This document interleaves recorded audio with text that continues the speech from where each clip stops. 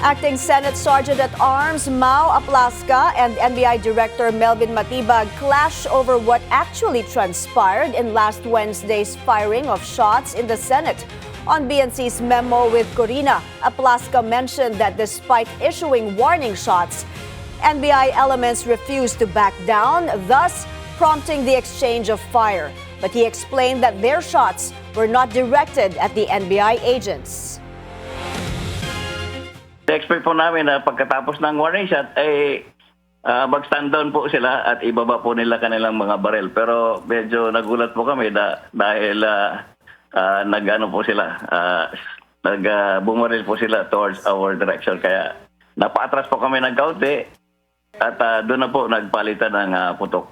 Pero sa aming side po, sigurado ako na kahit ng mga succeeding shots, hindi po ito naka-aim sa mga agents ng NBI.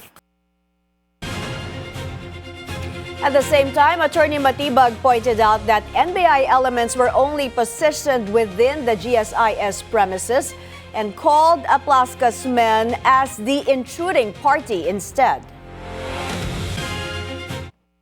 Kaya ako natanong, Corina, kung ilan sa panig ng NBI yung nagpaputok at ilang putok dahil tatanungin ko sana kay Attorney Matibag kung naging proportionate ba yung response ng Senate side dahil mahigit 20 firings ang narinig natin. Saka meron pong lumabas na video doon sa, okay lang po, banggitin ko yung kabilang istasyon, sa TV5. Yung pagkatapos nung tumakbo na pababa po yung tao na yun. Hindi po yung nahuli yung nagpaputok, just to make it clear. Pabalik ako po mamaya yan.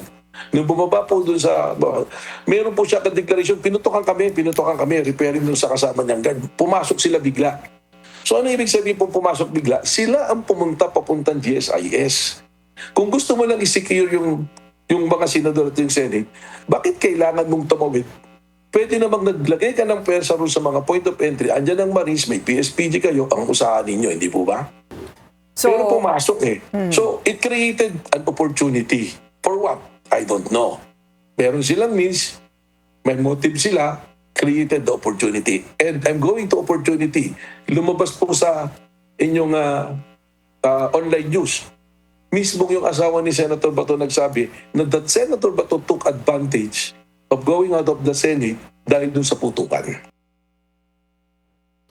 Attorney Matibag adds that the NBI's authority trumps that of the OSAA, adding that Aplaska already has access to the NBI director's contact information and could have reached out to him anytime.